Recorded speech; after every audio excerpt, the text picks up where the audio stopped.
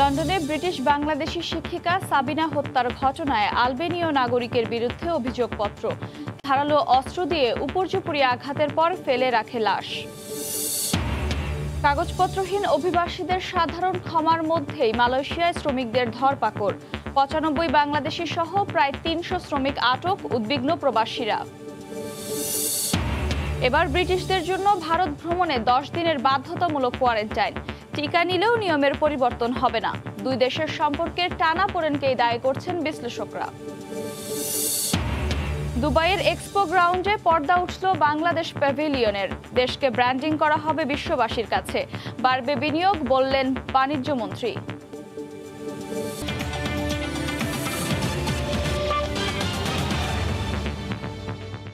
আন্তর্জাতিক সময়ের সঙ্গে আছি আমি আফরোজা মৌটুসী। কাগজপত্রহীন অভিবাসীদের ধরতে অভিযান শুরু করেছে মালয়েশিয়া সরকার। শুক্রবার ভোরে দেশটির সেলাঙ্গর রাজ্যের সেমেনি এলাকার শ্রমিক হোস্টেলে অভিযান চালিয়ে ৯৫ বাংলাদেশি সহ প্রায় ৩০০ বিদেশি শ্রমিককে আটক করে পুলিশ।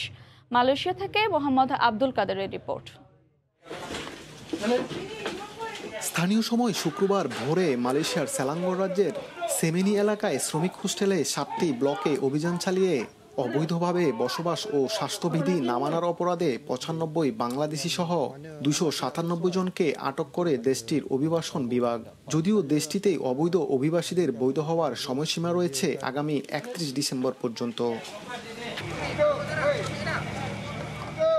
অভিযানে আটক হওয়া ৯৫ বাংলাদেশি ছাড়াও ১১২ জন ইন্দোনেশীয়, ৬৬ জন মিয়ানমার, ১৩ জন ভিয়েতনাম এবং ১ জন ঘানার নাগরিক রয়েছেন। আটক হওয়াদের বিরুদ্ধে ইমিগ্রেশন আইন ভঙ্গের অভিযোগ আনা হয়েছে বলে জানান দেশটির অভিবাসন বিভাগের মহাপরিচালক। আমরা স্থানীয়দের কাছ থেকে অভিযোগ পেয়েছি এই কর্মীরা শ্রম, আবাসন আইন ও স্বাস্থ্যবিধির তোয়াক্কা না করে ঘনবসতিপূর্ণভাবে বসবাস করছেন, যা করোনাকালীন এই মুহূর্তে আমাদের জন্য হুমকি স্বরূপ। বারবার অভিবাসী আটকের ঘটনায় আতঙ্কিত দেশটিতে বসবাসরত প্রবাসী বাংলাদেশিরা। এরই মধ্যে আবার যখন প্রবাসী আমরা যারা আছি আমাদের উপরে আবার ইমিগ্রেশনের নানান দিকে সমস্যা হচ্ছে। কলকারখানা চালু হওয়ার পরে এখন আমরা কাজ করার জন্য কলকারখানা যাচ্ছি, কিন্তু এই মুহূর্তেই সরকার আবার দরপাকড় শুরু করে দিয়েছে। পাসপোর্ট থাকা সত্ত্বেও অনেককে হয়রানির শিকার হতে হচ্ছে। এমত অবস্থায় বাংলাদেশ হাইকমিশন সহ বাংলাদেশ সরকারকে অনুরোধ করব বিষয়টি আলাপ আলোচনার মাধ্যমে শুরু করে দিতে। তবে এ বিষয়ে কোনো সদুত্তর নেই মালয়েশিয়ার বাংলাদেশ হাইকমিশনের কাছে। তারা বলছে কেবল বাংলাদেশি নয়, সব অবৈধ বিদেশি নাগরিকের জন্যই এই অভিযান পরিচালিত হয়ে থাকে। মোহাম্মদ আব্দুল কাদের, সময় সংবাদ, কুয়ালালামপুর, মালয়েশিয়া। ভারতে ভ্রমণ করলেই ব্রিটিশদের ১০ দিনের কোয়ারেন্টাইন বাধ্যতামূলক করল নরেন্দ্র মোদী সরকার। একই সঙ্গে ভারতে আসার ৭২ ঘন্টার মধ্যে কোভিডের RT-PCR পরীক্ষা করতে হবে যুক্তরাজ্যের নাগরিকদের। আগামী সোমবার থেকে এই সিদ্ধান্ত কার্যকর হবে। করোনার টিকা নেওয়া থাকলেও নিয়মের পরিবর্তন হবে না বলেও উল্লেখ করা হয়। এর আগে ভারতীয়দের জন্য একই পদক্ষেপ নেয় ব্রিটেন, আর তাই নতুন সিদ্ধান্তকে টিট ফর ট্যাট হিসেবে উল্লেখ করেছে ভারতীয় গণমাধ্যম। সুইজারল্যান্ডের শহর থেকে গ্রাম, সব জায়গায় অপরিসীম সৌন্দর্য।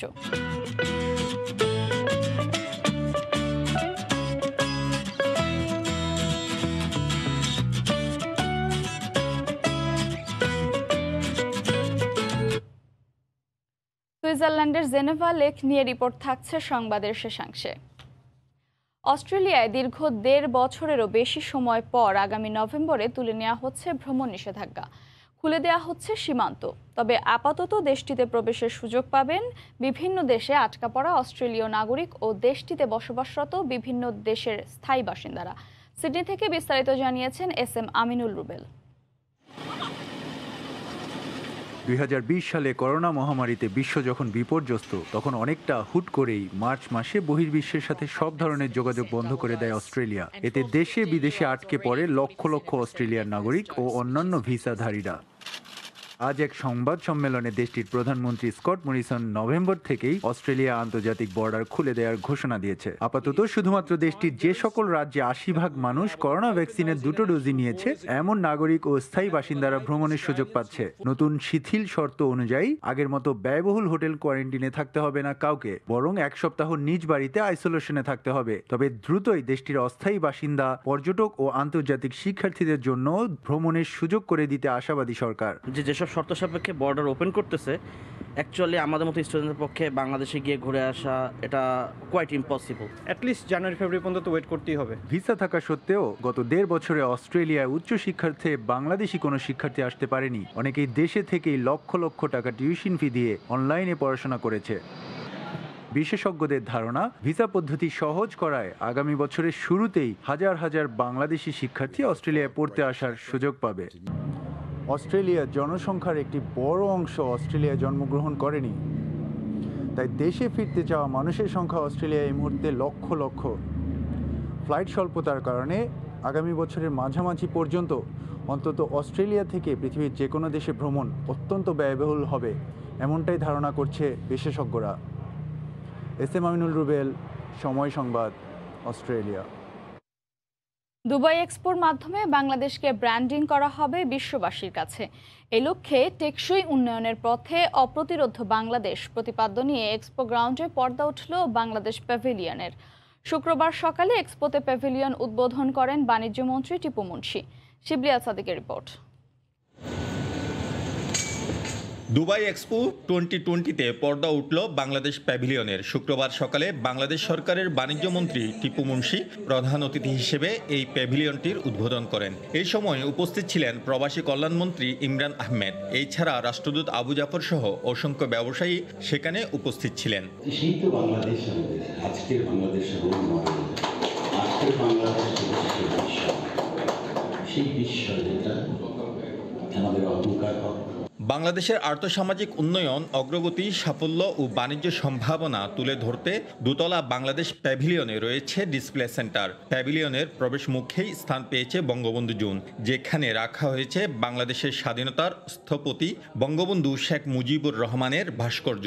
7 মার্চের ভাষণ সহ তার নানান কর্মকাণ্ডের ভিডিও চিত্র। ব্র্যান্ডিং এর সাথে আমরা বিক্রি করাটাও কিন্তু is part of the branding, আমি যেটা মনে করি। বিকজ আমার বাংলাদেশের প্রোডাক্ট যদি আমি বিক্রি করি তো ওখানে মেড ইন বাংলাদেশ লেখা থাকবে, that is part of the branding. প্রথমবার আমরা এক্সপোতে কিন্তু রেড টেপ প্যাভিলিয়নের মাধ্যমে অংশগ্রহণ করেছি। এটি প্রথমবার। এটি বাংলাদেশের ইতিহাসের একটি মাইলফলক, it's an important watershed in the history of Bangladesh. এছাড়া সোশ্যাল ইকোনমিক জোন ও ট্যুরিজম জোন সহ মোট 10টি জোন করা হয়েছে প্যাভিলিয়নে। এসব জোনে বাংলাদেশের উপর নির্মিত বিভিন্ন ভিডিও চিত্র প্রদর্শন করা হবে। জাতির পিতার অপূর্ণ স্বপ্ন বাস্তবায়নের পথে আমরা ইতিমধ্যে বহু পথ পাড়ি দিয়েছি। সেই পথ পরিক্রমায় আমরা এখন উপনীত হয়েছি। প্যাভিলিয়নে পালতোলা নৌকার আদলে তৈরি করা হয়েছে পণ্য প্রদর্শনীর মঞ্চ। রয়েছে ডিজিটাল প্যানেল। এসব ডিজিটাল প্যানেলে দেশীয় পণ্য ও বাংলাদেশ সম্পর্কে বিভিন্ন তথ্য ধারণ করা হয়েছে।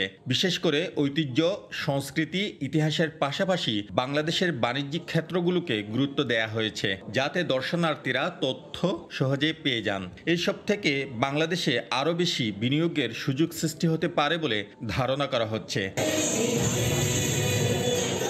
অনুষ্ঠানে বাংলাদেশ থেকে আসা অসংখ্য তারকা শিল্পী অংশগ্রহণ করেন। শিবলি আল সাদিক, সময় সংবাদ।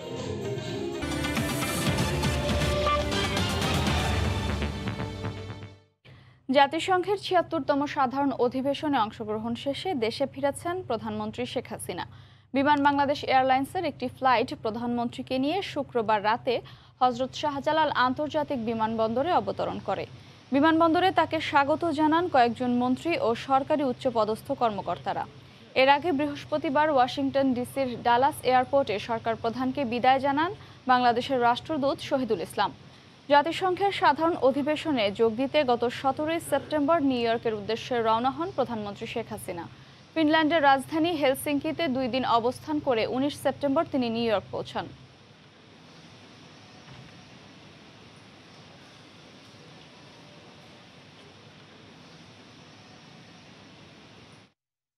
এদিকে জাতিসংঘের ৭৬তম সাধারণ পরিষদে সরকার প্রধানের কর্মসূচি সফল হয়েছে বলে মনে করছেন যুক্তরাষ্ট্র আওয়ামী লীগের নেতাকর্মীরা।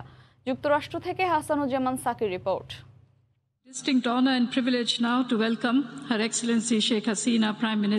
এবার জাতিসংঘের ৭৬তম অধিবেশনে যোগ দিয়ে বেশ কয়েকটি বৈঠক ও সাইডলাইন অনুষ্ঠানে যোগ দেন প্রধানমন্ত্রী। সাধারণ পরিষদে বাংলায় ভাষণ দেন ২৪ সেপ্টেম্বর। ২০২০ সালেও আমরা ৫% বেশি অর্থনৈতিক প্রবৃদ্ধি অর্জন করতে সক্ষম হয়েছি। এসব অনুষ্ঠানে রোহিঙ্গা সংকট, করোনা পরিস্থিতি, সবার জন্য টিকা নিশ্চিত করা সহ জলবায়ু পরিবর্তনে বাংলাদেশের ক্ষতির দিকগুলো তুলে ধরেন প্রধানমন্ত্রী। দেশের উন্নয়ন অগ্রযাত্রার কথা বিশ্বসভায় তুলে ধরেন তিনি। তার এবারের সফর সফল হয়েছে মনে করেন যুক্তরাষ্ট্রের আওয়ামী লীগের নেতাকর্মীরা। যুক্তরাষ্ট্র আওয়ামী লীগের নেতৃবৃন্দ এবং অঙ্গ সংগঠনের নেতৃবৃন্দ জননেত্রী শেখ হাসিনার ব্যান্ডগার্ড হিসেবে কাজ করছে। জাতিসংঘের অধিবেশনের বাইরে বেশ কয়েকটি দেশের রাষ্ট্র ও সরকার প্রধানের সাথেও দ্বিপাক্ষিক বৈঠক করেন প্রধানমন্ত্রী। এবারের জাতিসংঘ সাধারণ পরিষদের ৭৬তম অধিবেশনে প্রধানমন্ত্রী শেখ হাসিনা যেভাবে বাংলাদেশকে উপস্থাপন করেছেন তা বিশ্ব নেতৃবৃন্দের কাছে প্রশংসিত হয়েছে। হাসানুজ্জামান সাকি, সময় সংবাদ, Dallas international airport, Washington DC. জার্মানিতে সবুজ দল ও এফডিপিকে নিয়ে সরকার গঠনে আলোচনা চালিয়ে যাচ্ছে দেশটির সোশ্যাল ডেমোক্রেটিক পার্টির চ্যান্সেলর পদপ্রার্থী ওলাফ শলজ। আর নির্বাচনে ত্রুটিপূর্ণ কৌশল এসপিডির কাছে হারের প্রধান কারণ বলছেন স্থানীয় সহ প্রবাসীরা। জার্মানি থেকে আরও জানাচ্ছেন বিটু বড়ুয়া। জার্মানির ২০তম জাতীয় নির্বাচনে ব্যাপক সাফল্যের পর সবুজ দল ও ফ্রি ডেমোক্রেটিক পার্টি এফটিপিকে সঙ্গে নিয়েই শীঘ্রই একটি লাল সবুজ হলুদের জোট সরকার গঠনে আশাবাদী মধ্য বামপন্থী দল সোশ্যাল ডেমোক্রেটিক পার্টি এসপিডি। রাজধানী বার্লিনে দলটির ভবিষ্যৎ চ্যান্সেলর ওলাফ শলজ সাংবাদিকদের প্রশ্নের জবাবে বলেন, তাঁর নেতৃত্বে শরিক দলগুলোকে নিয়ে একটি জোট সরকারের রূপরেখা প্রায় চূড়ান্ত। আর এসপিডির এই জয়ে আগামীতে দেশটির সর্বক্ষেত্রেই টেকসই উন্নয়ন নিয়ে আশাবাদী দলটির স্থানীয় ও প্রবাসী সমর্থকরা। এসপিডি আজকে জয়ের পিছনে মূল কারণ এই বেতন কাঠামো পরিবর্তনের যে কনসেপ্ট তারা জনগণের সামনে তুলে ধরতে পেরেছে এবং জনগণ সেটাকে বিশ্বাস করেছে। তারা যে হেল্প করে এই হেল্পের মাধ্যমে আমরা বিদেশি হিসাবে এসপিডি ক্ষমতা আসছে, আমরা খুবই গর্বিত। এদিকে বিদায়ী chancellor Angela Merkel Christian Democratic Union CDU থেকে এবারের নির্বাচনে না দাঁড়ানো সহ পরাজিত আর্মিন লাশেথের নেতৃত্বে দলের ভারসাম্যহীনতা ও নির্বাচনী প্রচারণায় দলের অপরিপক্ক নীতিকে দায়ী করছেন অনেকেই। সামনে আবার যদি অ্যাংলিকা মেরকে পরিচালনা করে বা দলের একটু পরিচালনার দিকে আগে আর নির্বাচন করে, ইনশাল্লাহ আশা করি তারা জিতার সম্ভাবনা আছে। এবার যদি অ্যাঞ্জেলা ম্যার্কেল যদি প্রথম থেকে ঘোষণা না দিত যে তিনি নির্বাচনে চ্যান্সেলর হবেন না, তাহলে সিডিএর এই ভরাডুবি হতো না। এদিকে জোট সরকার গঠনের লক্ষ্যে বেশি আসন পাওয়া দলগুলো ইতিমধ্যে সরকারের অংশীদার হতে দর কষাকষি শুরু করেছে। এরই মধ্যে সবুজ দলের শীর্ষ নেতা রবার্ট হাবেক স্বরাষ্ট্র মন্ত্রণালয় ও এফটিপির প্রধান ক্রিশ্চিয়ান লিন্টনারের অর্থ মন্ত্রণালয়ের দায়িত্ব নিতে আগ্রহের বিষয়টি গণমাধ্যমে উঠে এসেছে। এই মুহূর্তে ম্যার্কেলের ক্রিশ্চিয়ান ডেমোক্রেটিক ইউনিয়ন, এফডিপি ও সবুজ দলকে নিয়ে যতই একটি নতুন সরকার গঠনের পরিকল্পনা করুক না কেন, নির্বাচনে এসপিডির কাছে ভরাডুবির পর সেই যে নতুন করে সরকার গঠনের ট্রেনটি স্টেশন ছেড়েই গেল, সেটি কিন্তু সিডিউকে মনে করিয়ে দিচ্ছেন এদেশের রাজনৈতিক বিশ্লেষকরা। জার্মানি থেকে বিটু বড়ুয়া, সময় সংবাদ। করোনার কারণে এবারও ভারতের পশ্চিমবঙ্গে দুর্গাপূজার মণ্ডপে নো এন্ট্রি জোন রাখার নির্দেশনা দিয়েছেন কলকাতা হাইকোর্ট। এতে গেলবারের মতো এবারও মণ্ডপের ভেতরে প্রবেশ করতে পারবেন না সাধারণ দর্শনার্থীরা। এদিকে আগামী ৩০ অক্টোবর পর্যন্ত পশ্চিমবঙ্গের চলমান আংশিক লকডাউনের সময়সীমা বাড়ানো হয়েছে। তবে দুর্গাপূজার কারণে ১০ দিন শিথিল থাকবে রাত্রিকালীন কারফিউ। কলকাতা থেকে বিস্তারিত সুব্রত আচার্যের রিপোর্টে। অক্টোবর নভেম্বর মাসে ভারতে করোনার তৃতীয় ঢেউ হানা দেবে রয়েছে এমন আশঙ্কা।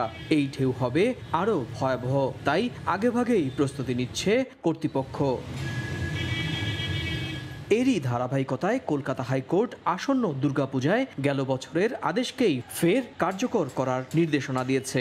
শুক্রবার কলকাতা হাইকোর্টের ভারপ্রাপ্ত প্রধান বিচারপতি রাজেশ বিন্দালের ডিভিশন বেঞ্চ গত বছরের রায়কে বলবৎ রাখার নির্দেশ দেন। সে হিসেবে ছোট ধরনের মণ্ডপে ৫ মিটার আর বড় মণ্ডপের ১০ মিটার দূরে দর্শনার্থীরা থাকতে পারবেন। মণ্ডপের ভেতরে প্রবেশ করতে পারবেন একমাত্র পূজার আয়োজক কমিটির সদস্যরা।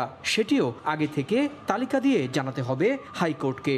নাইট কারফিউ শিথিল করার যে জায়গাটা, সেটাকে যদি কেউ ধরে দেন রাস্তায় এইভাবে কোভিড বিধিকে ভঙ্গ করবো এবং পরিস্থিতিকে আমরা মেনে না নিয়ে আবার ভিড় করব, সেটাও ঠিক হবে না। এদিকে পশ্চিমবঙ্গ রাজ্য সরকারের পক্ষ থেকে বৃহস্পতিবার রাতে নতুন প্রজ্ঞাপনে জানানো হয়েছে চলমান আংশিক লকডাউনের সময়সীমা ও বিধিনিষেধ আগামী 30 অক্টোবর পর্যন্ত বাড়ানো হয়েছে। তবে দুর্গাপূজার কারণে 10 অক্টোবর থেকে 20 অক্টোবর পর্যন্ত রাত্রিকালীন 144 ধারা শিথিল করা হয়েছে।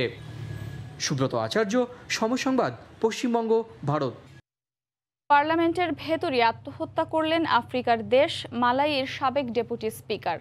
স্থানীয় সময় বৃহস্পতিবার দুপুরে নিজ মাথায় গুলি করে আত্মহত্যা করেন তিনি।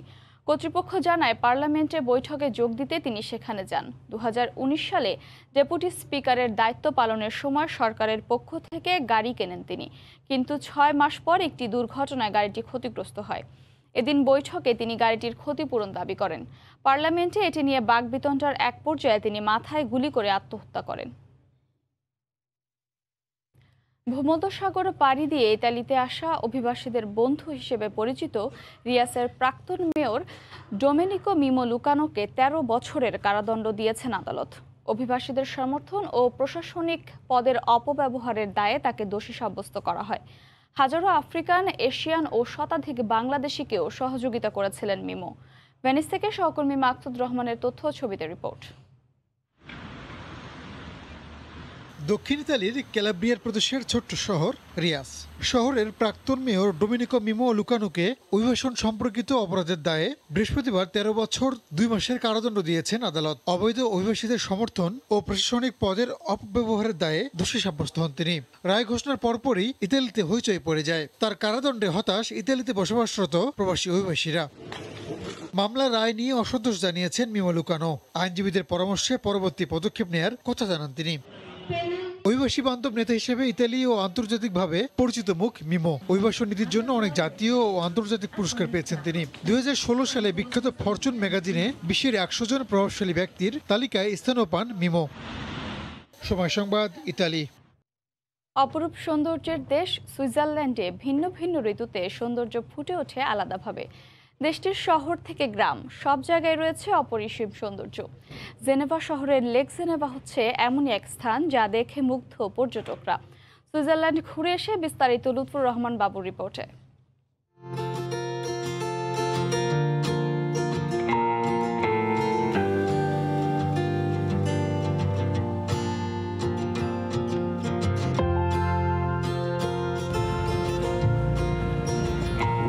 সুইজারল্যান্ড, যার সৌন্দর্য পরতে পরতেই গ্রাম থেকে শহর কিংবা শহর থেকে গ্রাম সৌন্দর্য ছড়িয়ে আছে সব স্থানে।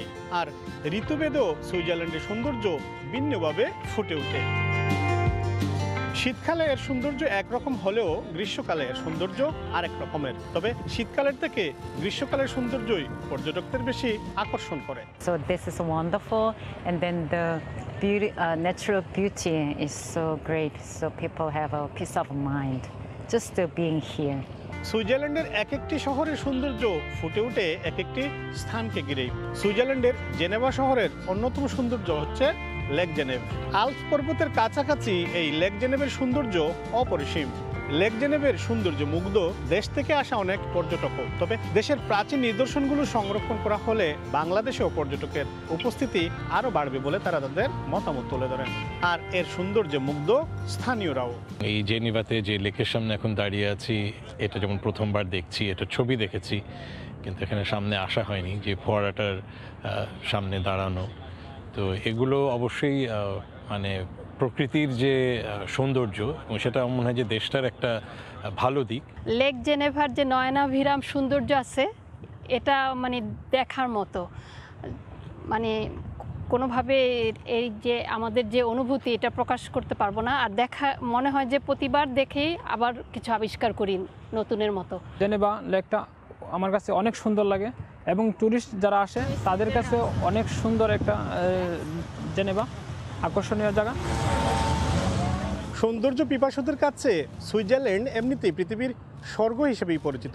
তবে সত্যিকার অর্থে সুইজারল্যান্ডে এমন কিছু স্থান রয়েছে যা দেখলে আপনার চোখ মন প্রাণ এমনিতেই জুড়িয়ে যাবে। সুইজারল্যান্ডের জেনেভা শহরের লেক জেনেভা হচ্ছে এমনই একটি স্থান। সুইজারল্যান্ডের লেক জেনেভা থেকে মোহাম্মদ লুৎফুর রহমান বাবু, সময় সংবাদ। জানিয়ে দিচ্ছি আন্তর্জাতিক সময়ের শিরোনামগুলো। লন্ডনে ব্রিটিশ বাংলাদেশি শিক্ষিকা সাবিনা হত্যার ঘটনায় আলবেনীয় নাগরিকের বিরুদ্ধে অভিযোগপত্র।